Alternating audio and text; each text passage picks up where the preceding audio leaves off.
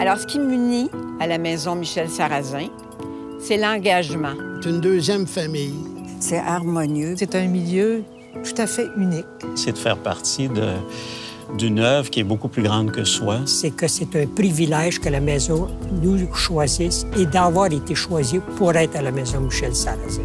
Moi, j'ai dit que c'est une belle occasion de continuer à grandir. Je vois à quel point c'est une maison extraordinaire où on est bien, qu'il fait bon vivre, qu'on rencontre des gens heureux et contents. J'ai perdu ma petite fille qui a vécu seulement 45 minutes. Et je suis restée avec un deuil difficile à faire. J'étais très en colère par rapport à la mort. Fait que j'ai décidé de devenir bénévole à Michel Sarrazin pour la rencontrer en pleine face. Finalement, avec le temps, je me suis rendu compte que c'est pas avec la mort que je me suis réconciliée à Michel Sarrazin. C'est avec l'amour, c'est avec la vie. Être un invité au centre de jour, c'est quelqu'un qui a un problème de santé. Moi, j'ai un cancer qui ne peut pas être guéri. Ça m'a amené, comment je vous dirais, une sortie qui est importante que j'imaginais pas que j'avais besoin. Ça m'a amené un ressourcement.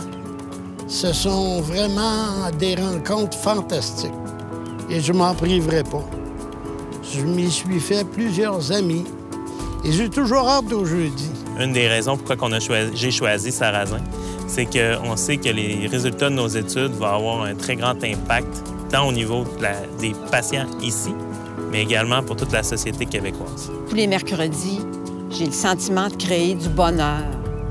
C'est comme le yoga de mon cœur. L'amour circule de mon cœur jusqu'au bout de mes doigts. C'est un privilège. Je réalise que ces personnes-là, fragilisées par la maladie, ont besoin de nous. Mais je réalise en même temps qu'on a besoin d'eux.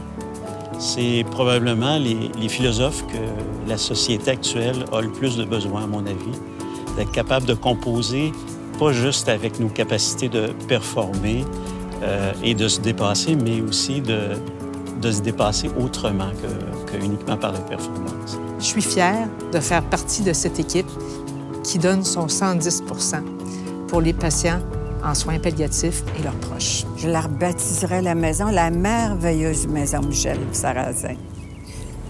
Tu arrives ici, tu es bien accompagné, toujours avec un sourire. Puis souvent, quand tu te fais dire des nouvelles comme ça, ben c'est un petit peu déstabilisant. Tu arrives ici, on dirait qu'il te replace, puis tout va très bien. Tu sais, c'est heureux. Fait que si tout le monde pouvait avoir cette chance-là, ça serait extraordinaire.